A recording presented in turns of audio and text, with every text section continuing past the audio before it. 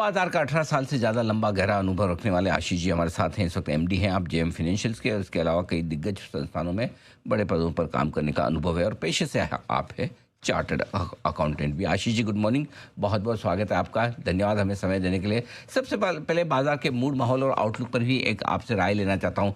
कैसे देखें इस माहौल को? क्या तेजी की उम्मीद रखना ठीक है? बाजार का डायरेक्शन समझाएं sir. Very good morning Anil ji, और गुरु गुरु पूर्णिमा की सभी को बहुत बहुत शुभकामनाएं। तो अनिल जी, बिल्कुल देखिए, बहुत अच्छे समय पे डिस्कशन एक हो रहा है, क्योंकि हम देख रहे हैं एक तरफ जहां पर पे ग्लोबल मार्केट्स में एक केओस इस समय पे बना हुआ है। कॉस्पी करीब 35 से 40% ऊपर से नीचे जा चुका है।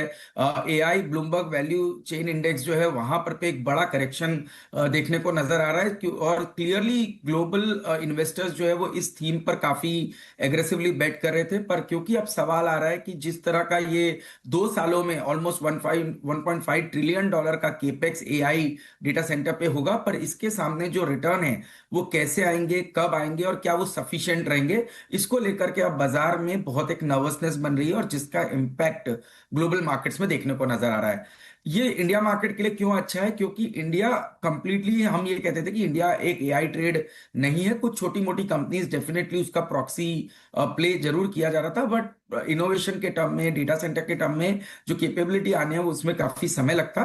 तो इंडिया को काफी इग्नोर किया गया था पिछले कुछ 2 सालों के अंदर में। अब आप देख रहे हैं कि जैसी AI Bloomberg AI value chain index correct हुआ, उसी करेक्शन के साथ आईटी के अंदर में करीब 15 से 16% का इजाफा नीचे के स्तर से हमें पिछले 1 महीनों के अंदर में आईटी के शेयरों में देखने को नजर आया। दूसरी बात आप देख रहे हैं, जब बाजारों में वीकनेस है, हमारा मार्केट स्टेबल होना शुरू हो चुका है, और जो थीम बाजार पकड़ रहा है इस समय, डोमेस्टिक लेड थीम के ऊपर बहुत ही अच्छा इंटरेस्ट हमें देखने को नजर आया। जैसे कि हम ई कॉमर्स की बात करें, क्विक कॉमर्स की बात करें, उन कंपनीज में बहुत बढ़िया एक तेजी देखने को नजर आई। आपने देखा किस तरह से जो हॉस्पिटल सेक्टर है उनके अंदर में बढ़त आ रही है, क्योंकि यहां पर पे एबिटा मार्जिन का एक्सपांशन हो रहा है। तो डोमेस्टिक लेड जो ग्रोथ है उसके ऊपर मार्केट काफी फोकस कर रहा है, और कहीं ना कहीं ये हमें लगता है हमारे मार्केट्स के लिए पॉजिटिव साइन के इंडिकेशंस नजर आ रहे हैं। बाजार पॉजिटिव ज़्यादा नजर आ रहा है इस वक्त। ये सारे के सारे संकेत तेजी की तरफ इशारा करते हुए दिख रहे हैं। नौकरियों का सीजन भी अब तक ठीक ठाक रहा है।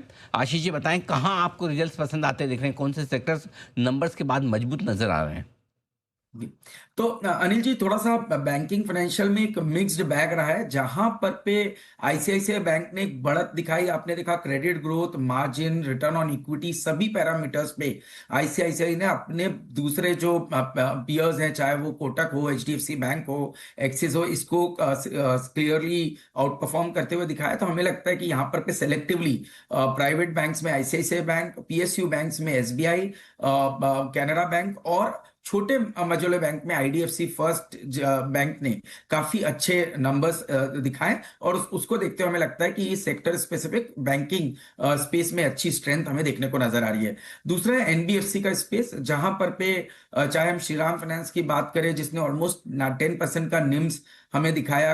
हम हमारा मानना है कि आने वाले 3 सालों में एम ग्रोथ ऑलमोस्ट 18% की होती हुई नजर आएगी, और कॉस्ट ऑफ बोरोइंग एमईएफजी के आने के बाद कम होगी। तो श्रीराम फाइनेंस जैसे स्टॉक, आदित्य बिरला कैपिटल जैसे स्टॉक जो है वो बड़े बेनिफिशियरी एनबीएफसी स्पेस में देखने को नजर आ सकते हैं। दूसरा जो स्पेस हमें काफी इंटरेस्टिंग लग रहा है, जैसे हमने कहा, पूरा इंटरनेट और जो आपका क्विक कॉमर्स का जो थीम है वो काफी अच्छा लगता है। तो अनिल जी, अगर से हम अगर से बात करें ग्रोसरी या जो क्विक कॉमर्स के सेगमेंट की, तो ये आज $5 बिलियन की अपॉर्चुनिटी है, और जो मोटा मोटी $50 बिलियन तक के इस अपॉर्चुनिटी को जाते हुए हम देख रहे हैं आने वाले 5-7 सालों में। यानी मोटा मोटी 50 से 52% केगर ग्रोथ पर ये स्पेस ग्रो करेगा, जिसका clear benefit Eternal, Swiggy, Honasa, delivery, Shadowfax जैसी कंपनीज को देखने को नजर आएगा। तो ये थीम भी हमें काफी प्रॉमिसिंग इस समय पर नजर आ रही है। थोड़ी सी एक सब सेगमेंट की मैंने जी जरूर बात करना चाहूंगा, वो होगा एरोस्पेस इंडस्ट्री। तो आप देखिए, ग्लोबली एरोस्पेस जो सेगमेंट है वो काफी ग्रो कर रहा है, क्योंकि एक चाइना प्लस वन या डाइवर्सिफिकेशन इंडियन सप्लायर्स की तरफ आ रहा है, और वहां पर पे आजाद इंजीनियरिंग, संसेरा जैसी जो कंपनीज है, इनके जो ग्रोथ है वो 30 से 40% की ग्रोथ एरोस्पेस सेगमेंट में देखने को नजर आएगी। तो हमें लगता है ये स्पेस भी मार्केट काफी पॉजिटिवली इसको रिवॉर्ड करता हुआ नजर आएगा। ओके, बड़ी इंटरेस्टिंग आपने थीम्स दिए। बैंक्स, एनबीएफसी तो सबको पसंद आते हैं, लेकिन new age e commerce company और साथ ही साथ एरोस्पेस से जुड़ी कंपनियां, सनसेरा की आज बात हो भी रही थी। फार्मा स्पेस भी लाइफ हाई के आसपास है, क्या वहां पर कुछ पसंद है आपको?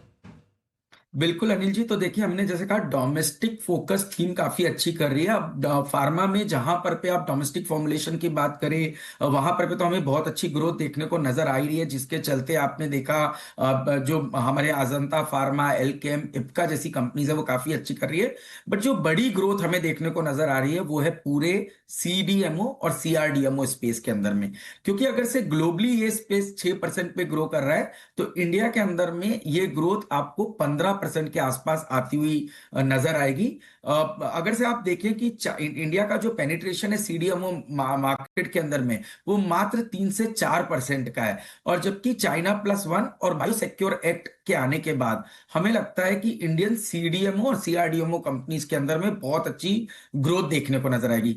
और ये ग्रोथ सिर्फ वॉल्यूम लेड नहीं रहेगी, क्योंकि अब हम एपीआई से कहीं ना कहीं कॉम्प्लेक्स जेनेरिक्स और बायो सिमिलर्स और बायो सेगमेंट के अंदर में भी एंटर कर रहे हैं, और जिसमें हमें लगता है कि बहुत अच्छी मार्जिन प्रोफाइल भी इन कंपनीज की ग्रो होती हुई नजर आएगी। तो ऐसे में हमें लगता है Divi's lab, Laurus, Sai life, Navin fluorine जैसी जो कंपनीज है वो बड़े बेनिफिशियरी रहेगी इस बड़े सेक्टर टेलविंड की, जो इस सीडीएमओ स्पेस में देखने को नजर आ रही है। तो डिवीज लॉरस जैसी कंपनियों में बढ़िया एक्शन यहाँ पर बन सकता है। और कोई सेक्टर थीम है जो आपको पसंद है? बिल्कुल अंजी, तो देखिए फिर उसके बाद हम कुछ वायर्स एंड केबल सेगमेंट पे काफी पॉजिटिव है, क्योंकि ये पूरा जो स्पेस है ये पूरी तरह से प्रॉक्सी प्ले है। कल हम अगर से रियल एस्टेट सेक्टर की तेजी की बात करें, केपेक्स की बात करें, सेमीकंडक्टर की बात करें, डेटा सेंटर की बात करें, इन सभी सेगमेंट का जो एक प्रॉक्सी प्ले होगा वो होगा आपका पूरा वायर्स एंड केबल सेगमेंट। तो हमने देखा किस तरह से ऑप्टिक फाइबर सेगमेंट में भी बड़ी तेजी आई, जैसे डेटा सेंटर की स्टोरी की बात शुरू हुई। तो अगर से इकोनॉमी 6 से 7% ग्रो होगी, हमारा मानना है वायर्स एंड केबल्स का जो सेगमेंट है वो 12 से 14% की ग्रोथ दिखाएगा। और क्योंकि यहां पर पे भी अनऑर्गेनाइज से ऑर्गेनाइज्ड एक सेक्टर शिफ्ट हो रहा है, तो जो लार्जर प्लेयर्स हैं इस सेगमेंट के, वो आपको शायद उनकी उनकी जो growth, volume plus value growth 15 से 16% के आसपास आती हुई नजर आएगी। और जब कॉपर में एक बहुत बड़ी तेजी आई, उसके बावजूद भी हमने देखा कि margin profile wires and cables companies की बहुत ही इंटेक्ट रही। ये शो करता है कि इन्होंने अपने जो रॉ मटेरियल के इन्फ्लेशन हो उसको बहुत अच्छी तरह से कस्टमर को पास ऑन किया। इसका मतलब हमेशा मार्जिन में भी एक आपको अच्छी स्टेबिलिटी देखने को नजर आएगी। तो हमारा ये मानना है कि वायर्स एंड केबल सेगमेंट में पॉलीकैब, आरआर काबल, अपार इंडस्ट्रीज जैसी कंपनीज जो है, और इवन केआई इंडस्ट्रीज, ये कंपनीज हमें लगता है कि आने वाले 3-5 सालों में भी एक अच्छी डबल डिजिट की ग्रोथ आपको करते हुए, अर्निंग की और साथ साथ प्राइस की करते हुए नजर आ सकते हैं। बिल्कुल ठीक बात है। ये है पूरा का पूरा एक्शन आपके लिए इन्वेस्टमेंट के लिहाज से आशीष जी को पसंद आता है। आशीष जी, बहुत बहुत धन्यवाद आपका। आपने समय दिया और विस्तार से बाजार के डायरेक्शन, रिजल्ट सीजन और इन्वेस्टमेंट्स के मौकों पर आपने अच्छे से हमारी दर्शकों को guidance the. Thank you so much sir, बहुत बहुत बहुत बहुत धन्यवाद अनिल जी।